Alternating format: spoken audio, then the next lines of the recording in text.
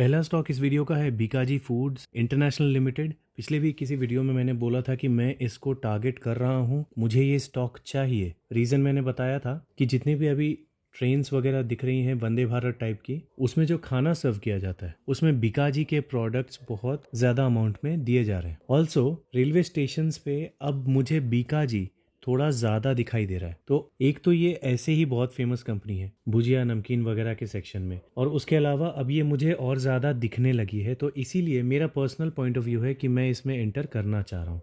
लेकिन बात यही है कि इसमें मुझे मौका ही नहीं मिल रहा। आप देख सकते हैं इसमें मैक्सिमम टाइम का चार्ट ये हमेशा ही ऊपर जाता हुआ मिलता है, इसमें नीचे में कोई भी लेवल्स दिख नहीं रहे। लेकिन अभी इसमें एक फॉल आता हुआ दिख रहा है, लेकिन वो काफ़ी नहीं है कंसिडरिंग इसके प्रमोटर्स की होल्डिंग, इसके फिनेंशियल्स इतने स्ट्रॉन्ग, डेट इतना कम। तो हर चीज़ जब इसमें बहुत अच्छी दिखाई दे रही है, इन्वेस्टर्स पोर्टफोलियो में भी कोई गड़बड़ नहीं दिखाई दे रही। यहाँ से थोड़ा सा स्टेक कम हुआ है, वो आया है यहाँ पे, तो इसमें कोई गड़बड़ नहीं दिखाई दे रही। प्रमोटर सुपर स्ट्रॉन्ग है, प्रॉफिट्स भी देखेंगे तो ईयर ऑन ईयर पे बड़े हैं। अब इसका पीई रेशियो देखेंगे तो पीई रेशियो में ईपीएस भी बढ़ता हुआ दिख रहा है। मीडियन के नीचे इसका पीई चल रहा है, तो मुझे परफेक्ट टाइम दिखाई दे रहा है इसमें एंट्री करने का। अब देखिए, हो सकता है मेरे से ये स्टॉक छूट भी जाए। क्यों? मैं आपको दो चीज़ें बताता हूँ। मेरा जो इसमें कंफर्टेबल लेवल जो शुरू होता था वो हो रहा था 490 के नीचे। 490 के नीचे अगर मुझे ये किसी लेवल पे, हमारे मंथली एसआईपी लेवल पे अगर मिलता तो मैं बहुत ज़्यादा कंफर्टेबल रहता। लेकिन चूंकि मुझे ये स्टॉक मिल नहीं रहा, इसमें क्वार्टरली रिजल्ट में, इन्वेस्टर्स में, फिनेंशियल्स में, किसी भी चीज़ में कोई कमी नहीं दिख रही, तो शायद मुझे ये बहुत ज़्यादा फॉल करता हुआ ना दिखे। 490 शायद ना दिखे। अगर मिलता है तो 490 के नीचे में भी मैं एंट्री करूँगा। लेकिन अभी फ़िलहाल जो है मेरा इसमें एक जीटीटी का ऑर्डर मैंने लगा रखा है बहुत थोड़ी क्वांटिटी के लिए, ताकि मैं इसमें एटलीस्ट एंटर कर सकूं। वो लगाया है मैंने 515 के आसपास, ठीक है। तो इसको मैं थोड़ा बहुत चेंज करता रहता हूँ मार्केट सिचुएशन के हिसाब से, लेकिन जो एवरेज है वो 515 के आसपास मैंने जीटीटी का ऑर्डर लगा रखा है। बाकी अगर आप में से कोई इसे होल्ड कर रहा है तो आराम से इसे 725 या 750 तक होल्ड किया जा सकता है विदाउट एनी प्रॉफिट बुकिंग। अगला स्टॉक है यूनो मिंडा लिमिटेड। आज के दिन इसमें थोड़ा फॉल दिखाई दे रहा है, और जिस प्राइस पे अभी चल रहा है 625 रुपीज़, यही हमारे फेब्रवरी मंथ का मंथली एसआईपी लेवल था। लेकिन मैं इसमें एंट्री नहीं कर रहा। क्यों एंट्री नहीं कर रहा? क्योंकि ये मेरे कंफर्टेबल जोन के अभी भी ऊपर है। मेरा कंफर्टेबल जोन क्या होगा? 600 के नीचे। तो जब ये 600 के नीचे जाएगा तभी मैं इसमें एंट्री करूंगा। कोई चीज़ नेगेटिव दिख रही है क्या? मुझे तो कोई चीज़ उतनी नेगेटिव अभी फ़िलहाल नहीं दिख रही। इन्वेस्टर्स में देखेंगे तो यहाँ पे भी एफआईए ने स्टेक बढ़ाया है, डीआईए ने स्टेक नॉर्मल थोड़ा सा कम किया है, मतलब एक्सचेंज हुआ है इनके बीच में। और क्वार्टरली रिजल्ट्स भी देखेंगे तो ये ईयर ऑन ईयर में बढ़ता हुआ दिख रहा है। एक्सपेक्टेशन वगैरह हमको पता नहीं है, लेकिन जो भी है लॉन्ग रन में ये अच्छा ही दिखता है, इसीलिए इसमें आपको तेज़ी दिखेगी। अब इस तरह का कंसोलिडेशन या थोड़ी बहुत अगर मंदी दिखाई देती है, यहाँ कहीं सपोर्ट पे आता है, तो बहुत लकी होंगे आप। लेकिन अभी मुझे फ़िलहाल जो है यहाँ पे मंथली एसआईपी लेवल हिट होता हुआ दिख रहा है, और मैं इसमें एंट्री 600 के नीचे में ही प्लान करूँगा। तो जैसे ही 600 के नीचे जाता है आप मुझे रिमाइंड कर सकते हैं, मैं दोबारा इसके ऊपर लेवल्स के लिए वीडियो बना दूंगा। पीई रेशियो देखेंगे तो ईपीएस बहुत शानदार तरीके से बढ़ रहा है, और नीचे ही इसका पीई मिल रहा है, थोड़ा अपने मीडियन के ऊपर चल रहा है। तो आपकी मर्ज़ी है, अगर आप एंट्री करना चाहते हो तो कोई ख़राब स्टॉक नहीं है। जिस प्राइस पे ये अभी है यहाँ से भी इसमें अपसाइड बहुत सारी बाकी है, लेकिन बस ये है कि ये सपोर्ट कहाँ पे लेगा इसकी कोई अभी गारंटी नहीं समझ में आ रही। नेक्स्ट है एफएल इंडिया। फिनेंशियल स्ट्रांग दिख रहे हैं, डेट कम दिख रहा है, प्रमोटर्स ने कुछ स्टेक कम किया है जो कि एफआईए के पास गया है, तो ये कोई टेंशन वाली बात नहीं होती। और डीआईए भी इसमें स्ट्रांग दिख रही है। और यहाँ पे एफआईए के पास सिर्फ प्रमोटर का स्टेक नहीं आया है, यहाँ से पब्लिक का भी स्टेक आया है, तो मुझे तो ये लग रहा है ये बहुत ज़्यादा पॉजिटिव बात है।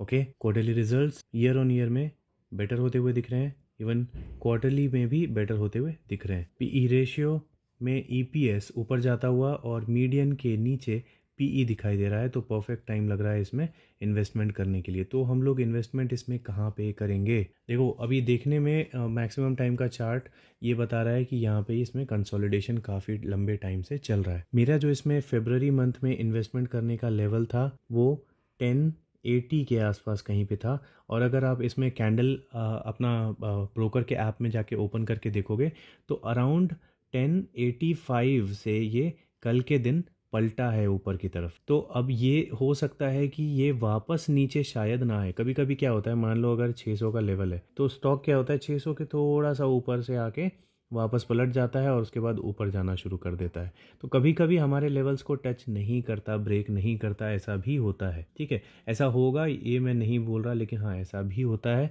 तो दूसरी चांस ये है कि जो हमारा लेवल है 1080 का, ये शायद वहाँ पे आता हुआ दिख जाए हमको आज के दिन या आगे आने वाले 1-2 दिन में, अगर कभी भी कुछ प्रेशर जैसा फील होता है तो। लेकिन एक चीज़ दिमाग में रखना कि ये सिर्फ मैं इस स्टॉक की बात नहीं कर रहा, किसी भी स्टॉक की बात कर रहा हूँ। टेलीग्राम पे मैंने कल फोटो भी शेयर की थी। एक चीज़ होती है मार्केट मूड इंडेक्स, ठीक है, आप ये सर्च कर लेना और ये आपको टिकर टेप जो ऐप होता है या टिकर टेप का वेबसाइट होता है, उसमें आपको एक मार्केट मूड इंडेक्स मिलेगा जो कि ऐसा कुछ दिखेगा और उसमें आपको एक एरो बनता हुआ दिखेगा। फिर यहाँ पे एक्सट्रीम फेयर होगा, एक्सट्रीम फेयर, फिर उसके बाद फेयर, उसके बाद नॉर्मल या ऐसा कुछ होगा, फिर गुड या ऐसा ग्रीडी, एक्सट्रीम ग्रीडी। ठीक है, इस तरह के सेक्शंस बने हुए रहते हैं। तो अभी जो मार्केट है वो इस सेक्शन में है, एक्सट्रीम फेयर वाले सेक्शन में। और जब भी मार्केट मूड जो होता है एक्सट्रीम फेयर वाले सेक्शन में होता है, बाइंग आनी शुरू हो जाती है यहीं से। ठीक है, तो ये बात आप ध्यान रखना कि बायर्स पैसे लेके रेडी बैठे हैं मार्केट में पैसा लगाने के लिए। ओके, तो जो भी आप डिसीजन लोगे आप उस हिसाब से ले सकते हो। अभी मैं इसमें क्या कर रहा हूँ, मैं वेट करूँगा बॉस, मेरा जो लेवल है मैं उस लेवल पे ही लूँगा। मैं 1080 या 85 के बीच में ही इसमें एंट्री करूँगा, इससे ऊपर एंट्री मैं इसमें नहीं करूँगा। अगला stock happiest minds technology limited. Around 1% के आसपास मंदी दिखाई दे रही है अभी, लेकिन स्टॉक अच्छा है। प्रोमोटर्स का थोड़ा थोड़ा स्टेक कम होता हुआ यहाँ पे दिखाई दे रहा है, जो कि पब्लिक के पास आया है। थोड़ा सा एफआईए के पास आया है, लेकिन ज़्यादा जो है पब्लिक के पास आता हुआ दिख रहा है। तो ये एक छोटी सी नेगेटिव चीज़ हो सकती है। और इसका क्वार्टरली रिजल्ट देखेंगे तो क्वार्टरली वाइज तो बहुत अच्छा है और ईयरली वाइज भी बहुत शानदार रिजल्ट आया है। और इसीलिए पीई रेशियो में हमको ईपीएस जो है ऊपर जाता हुआ दिख रहा है और मीडियन के नीचे इसका पीई चल रहा है। तो परफेक्ट टाइम है इसमें एंट्री करने का। तो सही प्राइस का लेवल हम लोग देखेंगे, लॉन्ग टाइम का चार्ट हम लोग देखेंगे तो यहाँ तक जो तेज़ी थी उसके बाद मंदी इसमें कंटिन्यूअस चल रही है। अभी फरवरी में इसमें अगर मैं बाइंग करूँगा तो अराउंड 785 के आसपास में कहीं पे करूँगा। जितने मुस्लिम भाई बहन हैं वो 786 आपका जो फेवरेट नंबर होता है, आप इसको कंसिडर कर सकते हो। नेक्स्ट स्टॉक है ड्रीम फोक सर्विसेज लिमिटेड। इसमें भी कुछ भी खराब नहीं दिख रहा, डेट फ्री कंपनी है, इतने स्ट्रॉन्ग फाइनेंशियल्स हैं। अब इसमें अगर इन्वेस्टर्स में आके हम लोग देखेंगे तो प्रमोटर्स इसमें कॉन्फिडेंस लूज नहीं कर रहे हैं। एफआईए के पास भी स्टेक सेम है। डीआई ने स्टेक बहुत ज़्यादा पब्लिक से जो है खींचा है, तो बहुत ही ज़्यादा पॉजिटिव चीज़ मुझे ये लग रही है। ओके, और इसका क्वार्टरली रिजल्ट देखेंगे तो ये क्वार्टरली वाइज भी बड़ा है और ईयर वाइज भी बड़ा है, बहुत ज़्यादा नहीं लेकिन बड़ा है। ओके, तो हो सकता है एक्सपेक्टेशन को मीट ना किया हो, उसकी वजह से शायद इसमें थोड़ी गिरावट दिखाई दे। अदरवाइज़ अभी इसका पीई रेशियो देखेंगे तो एक नज़र में ईपीएस ऊपर जाता हुआ ही दिख रहा है और मीडियन के नीचे इसका पीई चल रहा है। तो अब कब भागेगा इसका नहीं पता, लेकिन जो प्राइस है वो ठीक ठाक दिखाई दे रहा है अभी। ओके, जो वैल्यूएशन है वो ठीक ठाक दिखाई दे रही है। तो अगर किसी को इसमें बाइंग करनी है फरवरी मंथ में तो अराउंड 480 के आसपास अगर इसी महीने मिल जाए तो एक अच्छा लेवल मेरे हिसाब से ये रहेगा। अगला स्टॉक है Kandahar oil refinery limited. Financial strong है, प्रोमोटर्स की होल्डिंग स्ट्रांग है। नेगेटिव ये है कि एफआईआई और डीआईआई दोनों ने इसमें स्टेक्स बेचे हैं और वो कहाँ गए हैं, वो पब्लिक के पास। तो बहुत अच्छी खासी नेगेटिव चीज़ है ये। तो इसी की वजह से हमको क्या दिख रहा है, देखिए जब से ये आई है तब से मार खाई है। ठीक है, तो इसलिए कंटिन्यूअसली गिर रही है। बट इसको हम लोग डिस्कस किस लिए कर रहे हैं, क्योंकि इसका जो प्रॉफिट है वो नहीं गिर रहा। आप यहाँ पे देख सकते हैं, ये देखिए 10 से 100, 100 से 164 और यहाँ से 213 करोड़। इवन ओपीएम भी देखेंगे तो 2 से 6%, फिर 7%, फिर 8%। तो कंसिस्टेंसी में इसमें तेज़ी आती जा रही है। 17, 19, 20 में एक पिटाई दिखी थी इसमें रेगुलर, लेकिन फिर रिकवरी भी वैसी ही दिखाई दे रही है। अब कुछ लोग होते हैं जो नेट प्रॉफिट वगैरह नहीं देखते, वो सिर्फ ईपीएस देखते हैं। ओके, तो ईपीएस अगर आप देखोगे ना तब आप कन्विंस नहीं हो पाओगे, क्योंकि यहाँ पे ये फॉल अगेन फॉल, फिर यहाँ रिकवरी हुई, फिर वापस फॉल, और अभी ये रिकवरी होती हुई दिख रही है। तो हो सकता है यहाँ से फिर से फॉल दिख जाए, है ना, या फिर हो सकता है यहाँ से एक तेज़ी दिखे, उसके बाद अगली फॉल दिख जाए। तो लॉन्ग रन के लिए थोड़ा कन्फ्यूजन हो सकता है। नई आई हुई कंपनी है, ज़्यादा बहुत डेटा इसका रहता नहीं है, टेक्निकल डेटा की मैं बात कर रहा हूँ। तो रिस्क लेना चाहते हो तो आप इसे कंसिडर करना चाहो तो कर सकते हो। बाकी इसके क्वार्टरली रिजल्ट की बात करेंगे तो क्वार्टरली में और ईयरली में दोनों में अच्छा दिखाई दे रहा है, बहुत ज़्यादा अच्छा नहीं लेकिन बस अच्छा दिखाई दे रहा है। मेरा फाइनल सजेशन क्या होगा, देखो अभी जिस प्राइस पे है यहाँ से गिर के ये 220 अगर चला जाता है तो इसके नीचे कहीं पे भी एंट्री सिर्फ वन टाइम एंट्री की जा सकती है। इसके नीचे और कोई लेवल में एंटर करना इसमें रिस्की रहेगा मेरे हिसाब से। ठीक है, तो मैं भी अगर इसमें बाइंग करता हूँ, जो कि शायद मैं कर लूँगा मोस्ट प्रोबेबली, तो वो मैं 220 या इसके नीचे ही करूँगा, और उसके बाद इसमें मैं कोई एवरेजिंग वगैरह नहीं करने वाला। अगला स्टॉक है डीपी वायर्स लिमिटेड, जिसमें मंदी बहुत बुरी वाली दिख रही है आज। अब इसका चार्ट देखोगे मैक्सिमम टाइम का तो लगेगा ही नहीं कि ये इस तरह का स्टॉक है 7-8% गिरने वाला। तो बहुत हेवी अभी मंदी चल रही है इसमें, है ना, बहुत दिन से नहीं, आज के दिन की मैं बात कर रहा हूँ। तो ये एक मौके जैसा लग रहा है, राइट, ऐसा लग रहा है कि यहाँ पे एक मौका बन रहा है इसमें दोबारा। अगर हम लोग इसमें एंट्री कर सकते हैं तो इस तरह की तेज़ी, इस तरह की तेज़ी, इस तरह की तेज़ी हमको देखने को मिल सकती है। कंसिस्टेंट कंपाउंडर दिख रही है ये कंपनी। और अगर पीई रेशियो की बात करेंगे तो यहाँ पे थोड़ा सा गड़बड़ दिख रहा है। मीडियन यहाँ है, पीई यहाँ है, यहाँ ईपीएस एक बार गिरा हुआ भी दिख रहा है। तो इसमें एंट्री अभी मेरे हिसाब से नहीं बनती, थोड़ा सा और इसका वैल्यूएशन नीचे आना ज़रूरी है, तो वही इसमें हो रहा है।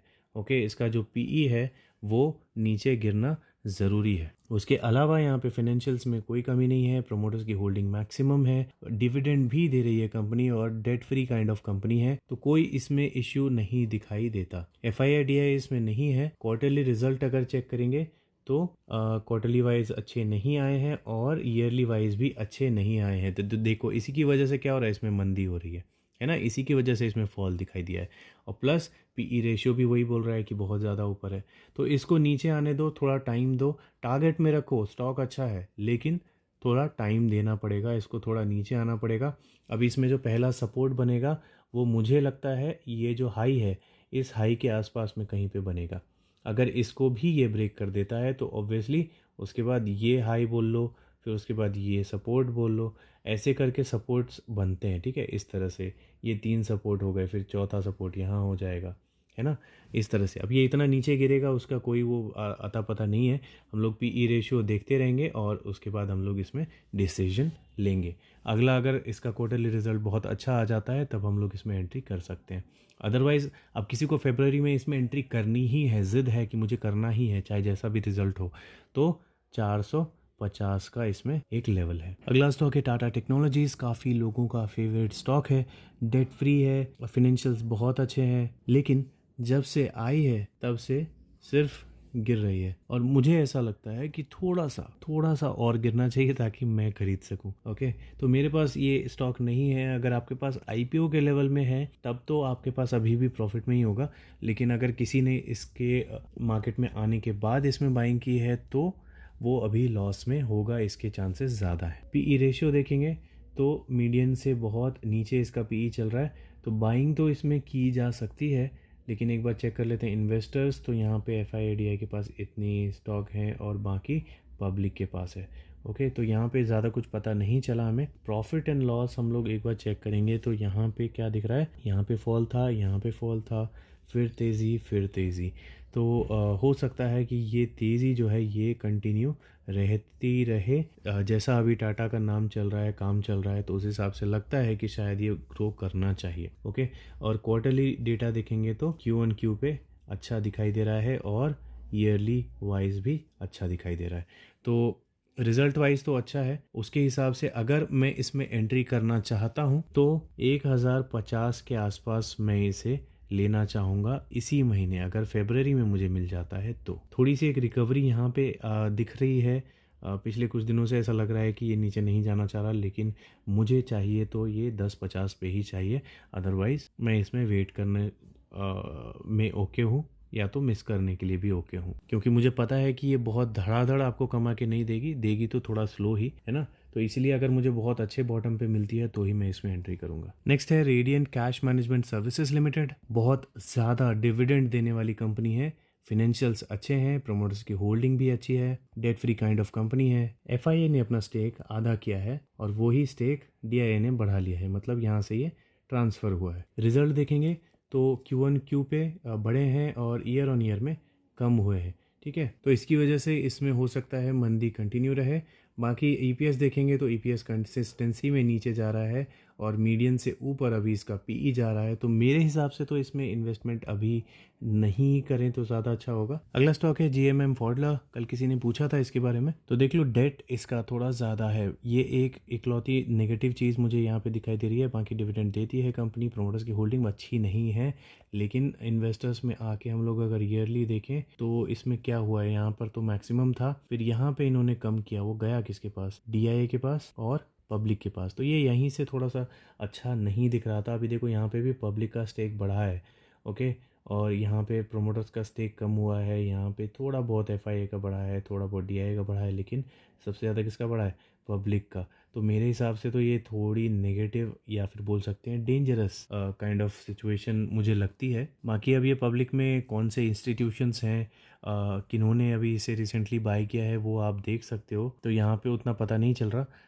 मेरे लिए थोड़ा सा रिस्की हो जाता है ये, राइट। तो मैं इसमें पता नहीं एंट्री करूंगा या नहीं। अब रिजल्ट भी देखेंगे तो रिजल्ट देखो Q1Q पे आधे हो गए, लेकिन ईयर ऑन ईयर पे अच्छे दिखाई दे रहे हैं। तो यहाँ पे ये पॉजिटिव भी है, लेकिन पीई रेशियो देखेंगे तो यहाँ पे ये काफ़ी अच्छा दिखाई दे रहा है। अभी ईपीएस देखो बढ़ता हुआ है और मीडियन के पास ही इसका पीई आता हुआ दिख रहा है। तो अगर इसके आसपास आ जाता है, नीचे आ जाता है, तो एंट्री के लिए अच्छा इंडिकेशन पीई रेशियो की तरफ से ये मिलेगा। बात करेंगे इसके प्राइस की, तो तेज़ी इसमें यहाँ पर थी, उसके बाद कंसोलिडेशन, मतलब गिरने तो इसको नहीं दिया गया, ठीक है। तो चांसेस ज़्यादा इसके यहाँ से थोड़ा कंसोलिडेट और करने के या फिर ऊपर जाने के ही है। अब इसके रिजल्ट्स जो आए हैं वो क्या बहुत बहुत ज़्यादा अच्छे आए हैं, मुझे ऐसा नहीं लगता। और इसीलिए अगर मैं इसमें इन्वेस्टमेंट करना चाहूँगा तो 1300 के नीचे में थोड़ा कंफर्टेबल रहूँगा, इसके ऊपर में नहीं। और दूसरी चीज़ मैं आपको बता देता हूँ डिस्क्लेमर कि ये ऑलरेडी हमारा जो फेब्रुअरी मंथ का एसआईपी लेवल होता है उसके नीचे चल रहा है, ठीक है, थोड़ा ही नीचे चल रहा है,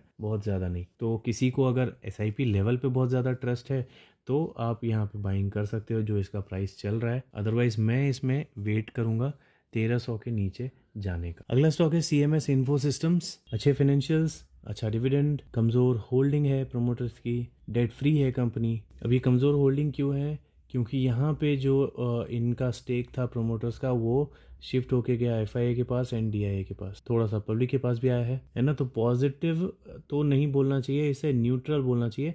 अच्छी चीज़ ये है कि इन तीनों के पास मिला के लगभग 70-75% के आसपास का स्टेक है, तो ये एक अच्छी बात है। और दूसरी बहुत अच्छी बात ये है कि इसके जो प्रॉफिट्स हैं वो कभी गिरे नहीं है। देखिए बढ़े हुए बढ़ गए और अभी भी लास्ट 12 मंथ्स का जो है डेटा वो पॉजिटिव दिखा रहा है, ठीक है। तो और इसका क्वार्टरली रिजल्ट भी देखेंगे तो भी आप ईयर ऑन ईयर देखिए चाहे क्वार्टरली देखिए, ये बढ़ता हुआ ही आपको दिखेगा। तो इसकी वजह से हो सकता है इसमें बाइंग होती रहती हो। अब देखिए यहाँ पे चार्ट भी वही बता रहा है कि इसमें कभी भी मेजर फॉल होता ही नहीं है, हमेशा ये कहाँ गया है, ऊपर गया है, ठीक है। अब इसका पीई रेशियो देखिए तो ईपीएस ऊपर जाता हुआ और मीडियन के नीचे इसका पीई मिल रहा है, तो परफेक्ट टाइम है इसमें बाइंग करने का।